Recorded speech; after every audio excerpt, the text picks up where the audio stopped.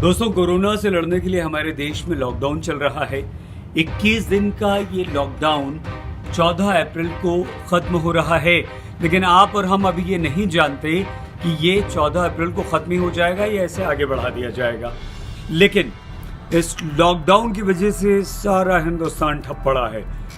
हवाई जहाज नहीं उड़ रहे, ट्रेन्स नहीं चल रही हैं, सड़कें सूनी हैं, हाईवेज बंद कर दिए गए हैं, राज्यों की सीमाएं सील कर दी गई हैं। लेकिन क्या 14 अप्रैल के बाद ट्रेन्स चलेंगी?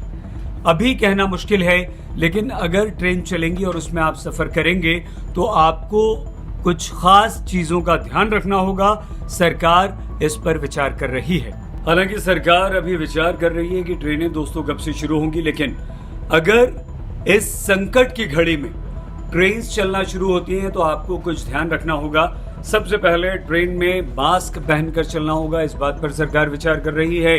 आरोग्य ऐप के जरिए आपको मेडिकल जांच करनी होगी, थर्मल स्क्रीनिंग आपकी हो सकती है और सोशल डिस्टेंसिंग का भी पूरा का पूरा ध्यान रखा जाएगा। यानी कि हो सकता है कि ट्रेन में एक डिब्बे में बहुत कम लोग सफर करें।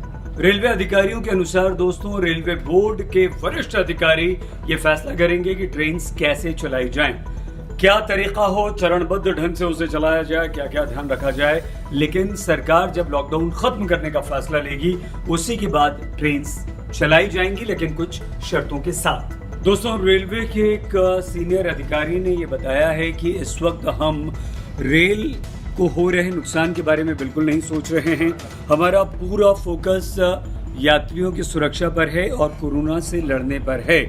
हाँ, हम इस बात पर विचार जरूर कर रहे हैं कि लॉकडाउन खत्म होता है तो ट्रेनें कैसी चलाई जाएं, किस तरह से चलाई जाएं, लेकिन इसके लिए हमें सरकार के लॉकडाउन खत्म होने का इंतजार करना होगा।